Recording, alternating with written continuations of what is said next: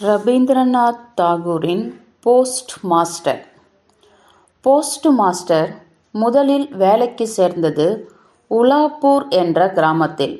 அது சிறிய கிராமமாக இருந்தாலும் அருகிலேயே அவுரி செடியிலிருந்து நீலச்சாயம் தயாரிக்கும் தொழிற்சாலை ஒன்று இருந்தாலும் அதன் உரிமையாளரான ஆங்கிலேயர் முயற்சி எடுத்ததால் அவ்வூரில் அஞ்சலகத்தை கொண்டு வர முடிந்தது.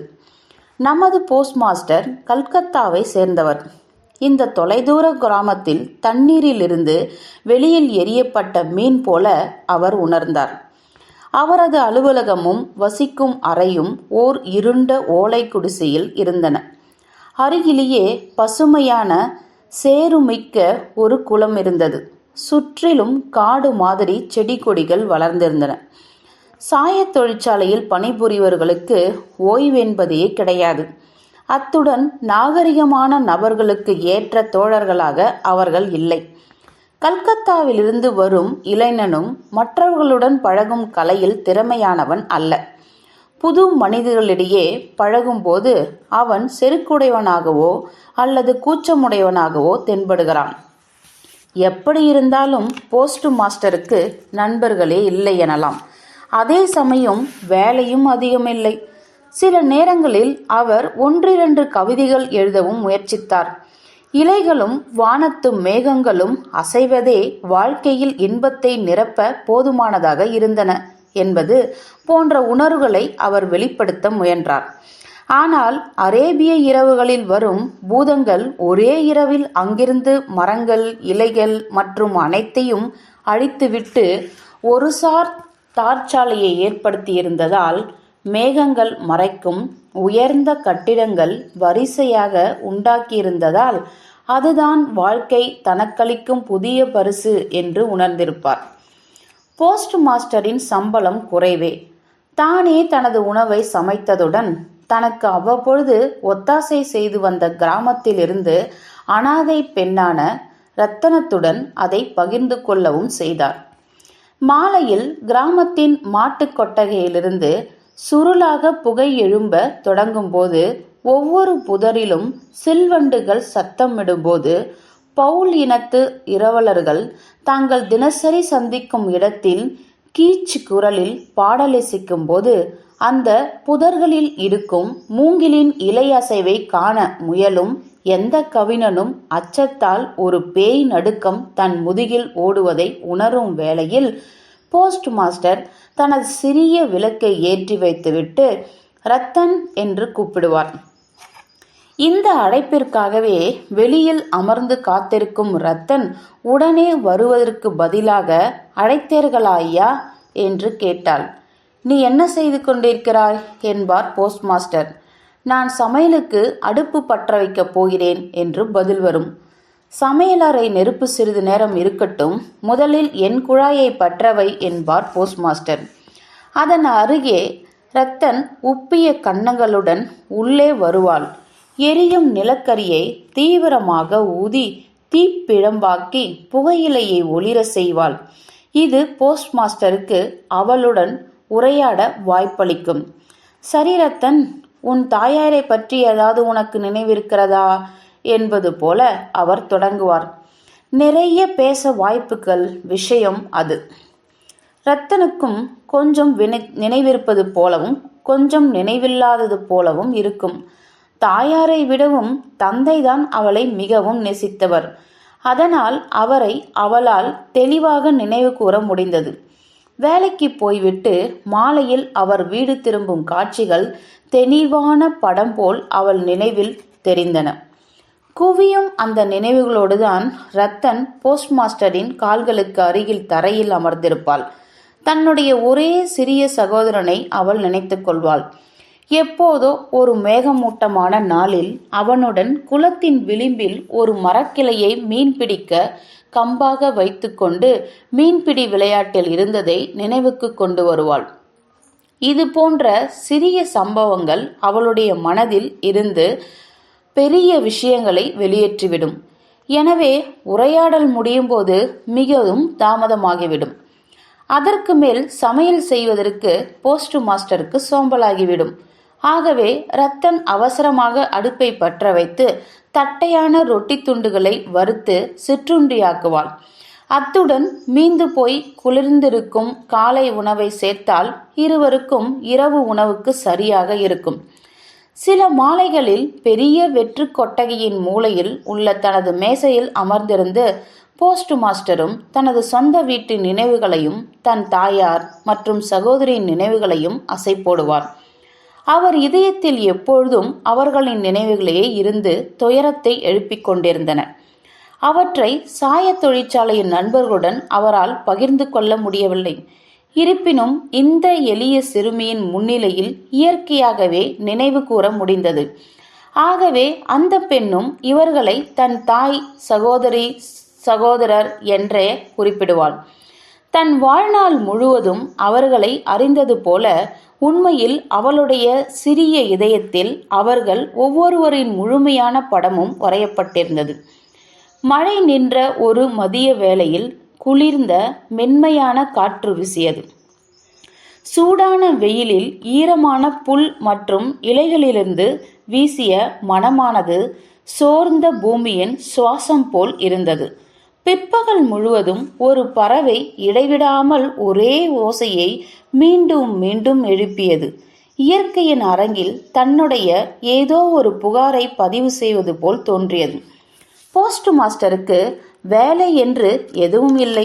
மழையில் புதிதாக கழுவப்பட்ட இலைகளின் மினுமினுப்பும் பெய்து முடித்து பின்வாங்கிக் கொண்டிருக்கும் மழைமேகலின் கரையோர மிச்சங்களும் பார்க்க வேண்டிய காட்சிகள்.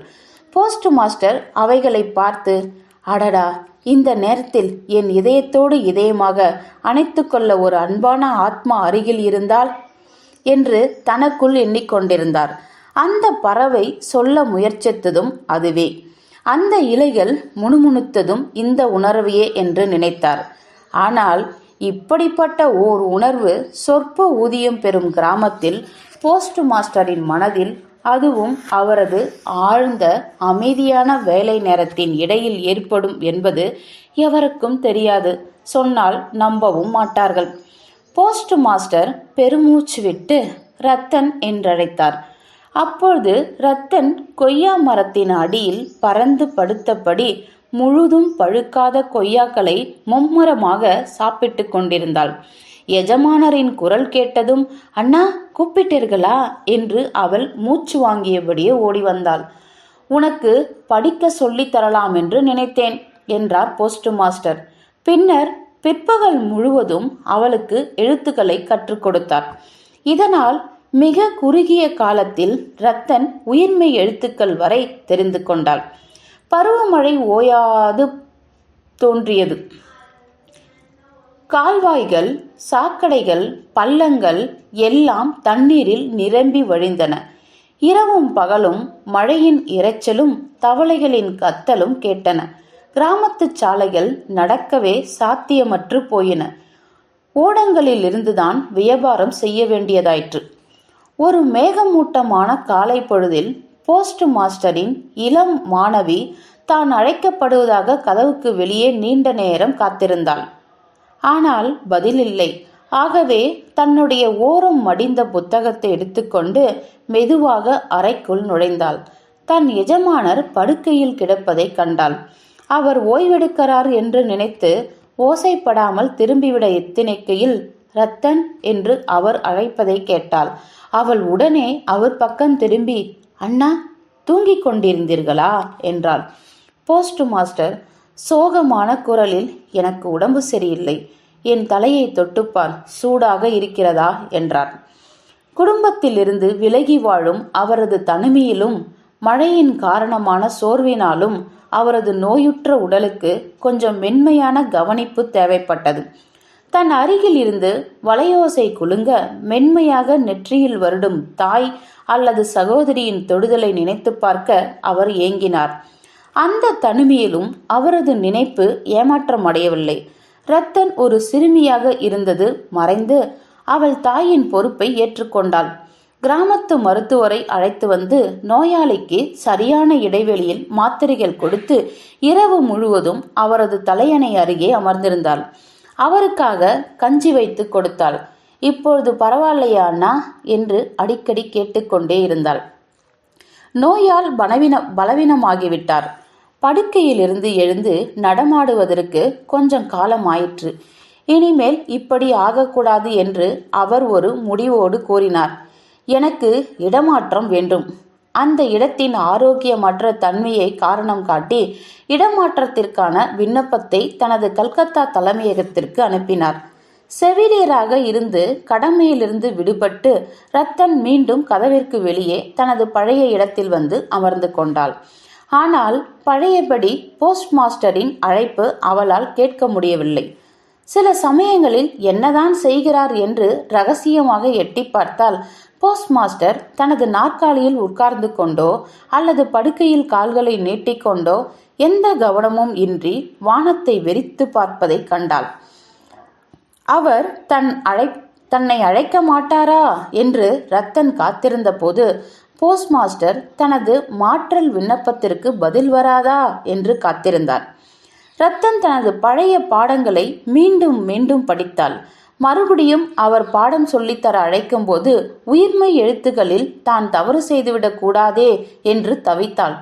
கடைசியாக ஒரு வாரம் கழித்து ஒரு மாலையில் அழைக்கப்பட்டாள். எண்ணங்களால் நிரம்பி வழியும் இதயத்துடன் ரத்தன் அறைக்குள் விரைந்தாள். அழைத்தீர்களா அண்ணா என்று போஸ்ட் மாஸ்டர் கூறினார். நான் நாளை திரும்ப போகிறேன். எந்த ஊருக்கு போகிறீர்கள் அண்ணா? என் சொந்த ஊருக்கே போகிறேன். எப்பொழுது திரும்பி வருவீர்கள்? நான் திரும்பி வருவதாய் இல்லை. ரத்தன் வேறு எந்த கேள்வியும் கேட்கவில்லை. அவரது இடமாற்றம் விண்ணப்பம் ஏற்கப்படவில்லை என்றும் அதனால் தனது வேலையை அவர் ராஜினாமா செய்துவிட்டதாகவும் சொந்த ஊருக்கு திரும்புவதாகவும் தானாகவே சொன்னார். நீண்ட நேரமாகியும் இருவரும் ஒரு வார்த்தையும் பேசவில்லை. விளக்கு மங்கலாக எரிந்து கொண்டிருந்தது. ஓலை கூரையின் மூலையிலிருந்து மழைநீர் கீழே தரையில் வைத்திருந்த ஒரு மண் பாத்திரத்தில் சீராக ஒழுகிக் கொண்டிருந்தது. சிறிது நேரம் கழித்து ரத்தன் எழுந்து உணவு தயாரிக்க சமையலறைக்கு சென்றாள். ஆனால் முந்தைய நாட்களில் இருந்த வேகம் இப்பொழுது இல்லை. சிந்திப்பதற்கு பல விஷயங்கள் அவளுடைய சிறிய மூளைக்குள் நுழைந்திருந்தன. போஸ்ட் மாஸ்டர் தனது இரவு உணவை முடித்ததும் அந்த பெண் திடீரென்று கேட்டாள், அண்ணா, என்னை உங்கள் வீட்டிற்கு அழைத்துச் செல்வீர்களா என்று. நல்ல யோசனைதான் போ என்று போஸ்ட் மாஸ்டர் சிரித்தார். அவள் சொன்னதில் இருந்த அபத்தத்தை விளக்க வேண்டியது அவசியம் என்று அவர் நினைக்கவில்லை. அந்த இரவு முழுவதும் அவள் விழித்த போதும் கனவுகளிலும் போஸ்ட் மாஸ்டர் சிரித்து கொண்டே சொன்ன நல்ல யோசனைதான் போ என்ற பதிலை அவள் பயமுறுத்தி கொண்டே இருந்தது. காலையில் எழுந்ததும் போஸ்ட் மாஸ்டர் தனது குளியலுக்கு தயாராக இருப்பதை கண்டார். கிராமத்தில் வழக்கம்போல் ஆற்றில் குளிப்பதற்கு பதிலாக அவர் கல்கத்தா பழக்க வழக்கத்தில் வாளி தண்ணீரில் குளிப்பவராக இருந்தார். ஏனோ தெரியவில்லை, அவர் ஊருக்கு புறப்படும் நேரத்தை பற்றி அவளால் கேட்க முடியவில்லை. எனவே சூரிய உதயத்திற்கு முன்பே ஆற்றிலிருந்து தண்ணீரை கொண்டு வந்தாள். ஏனென்றால் அவர் கேட்கப் போகும் தண்ணீர் தயாராக இருக்க வேண்டும். குளித்த பிறகு ரத்தனை அழைத்தார். அவள் ஓசைப்படாமல் நுழைந்து அவருடைய உத்தரவுக்காக அவர் முகத்தை மௌனமாக பார்த்தாள். ரத்தன், நான் போவதை பற்றி நீ கவலைப்பட வேண்டாம். புதிதாக வருபவரிடம் உன்னை பார்த்து கொள்ளும்படி சொல்கிறேன் என்றார் எஜமானர். இந்த வார்த்தைகள் மிகவும் இரக்கத்துடன் சொல்லப்பட்டவைதான். ஆனால் பெண்களின் இதயம் அதை எப்படி எடுத்துக்கொள்ளும் என்று யாரால் விவரிக்க முடியும்? ரத்தன் தனது எஜமானரிடமிருந்து காரணமில்லாமல் எவ்வளவு வசவுகளை கேட்டிருக்கிறாள். ஆனால் இரக்கம் மிகுந்த இவ்வார்த்தைகளை அவளால் தாங்கிக் கொள்ள முடியவில்லை. அவள் பொங்கி எழுந்து கொண்டே, வேண்டாம் வேண்டாம், என்னை பற்றி நீங்கள் யாரிடமும் எதுவும் சொல்ல தேவையில்லை. நான் இங்கே தங்க விரும்பவில்லை என்றாள். போஸ்ட் மாஸ்டர் ஊமையாகிவிட்டார். இதுபோன்ற கோலத்தில் ரத்தனை இதற்கு முன் அவர் பார்த்ததில்லை. தனக்கு பதிலாக புதியவர் ஒருவர் வந்துவிட்டதும் போஸ்ட் மாஸ்டர் தன் பொறுப்புகளை ஒப்படைத்துவிட்டு கிளம்ப தயாரானார். அதற்கு சற்று முன்பு அவர் ரத்தனை அழைத்து, இதோ உனக்காக ஒன்று, இது உனக்கு கொஞ்ச காலத்திற்கு பயணிக்கும் என்று நம்புகிறேன் என்று சொல்லி தன் சட்டை பையிலிருந்து தனது மாத சம்பளத்தில் மிக சிறிய தொகையை மட்டும் பயண செலவுக்காக வைத்துக்கொண்டு மீதியை எடுத்து அவளிடம் கொடுத்தார். அப்பொழுது ரத்தன் அவர் காலடியில் விழுந்து அழுதாள். எனக்கு எதுவும் கொடுக்க வேண்டாம் அண்ணா, என்னை பற்றி உங்களுக்கு எந்த கவலையும் வேண்டாம் என்று அழுதாள். பின்னர் கண் பார்வையிலிருந்து விலகி ஓடிவிட்டாள்.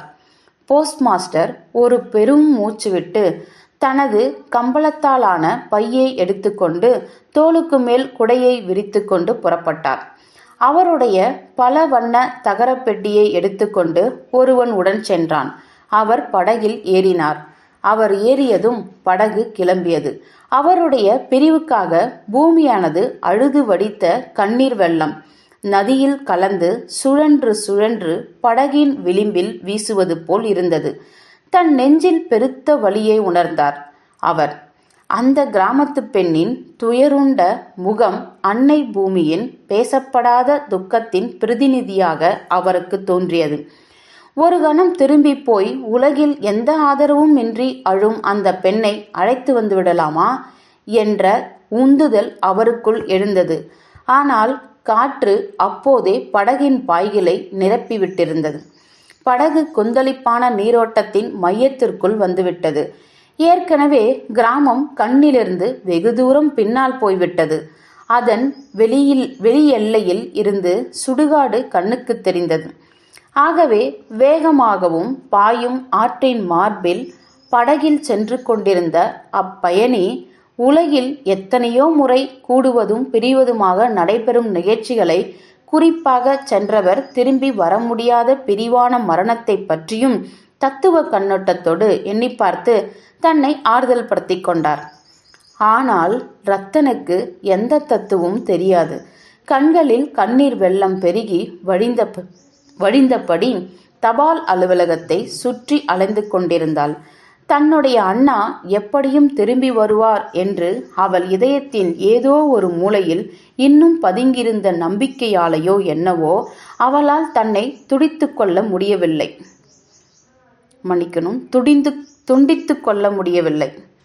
எனவே நமது முட்டாள்தனமான மனித இயல்பு அது விரும்பி தொடர்ந்து தவறுகளை செய்த வண்ணம் இருக்கிறது. பகுத்தறிவின் கட்டளைகள் தங்களது சொந்த கட்டுப்பாட்டை உறுதிப்படுத்த வேண்டும். நேரம் எடுக்கும். இதற்கிடையில் உறுதியான சான்றுகள் நம்பப்படுவதில்லை. தவறான நம்பிக்கையானது மிகுந்த வலிமையுடனும் முக்கியத்துடனும் ஒட்டிக்கொள்கிறது. பிறிதொரு நாளில் அது இதயத்தை உறிஞ்சி உலர வைத்து அதன் பிணைப்புகளை பலவந்தமாக தகர்த்து கொண்டு வெளியேறிவிடும். அதன் பிறகு விழிப்புணர்வு ஏற்பட்டு வருத்தம் மேலிடுகிறது. ஆனால் அதன் பின்னர் மீண்டும் அதே தவறுகளின் சிக்கல்களுக்குள் திரும்ப வேண்டும் என்ற ஏக்கம் ஏற்படுகிறது. முற்றும்.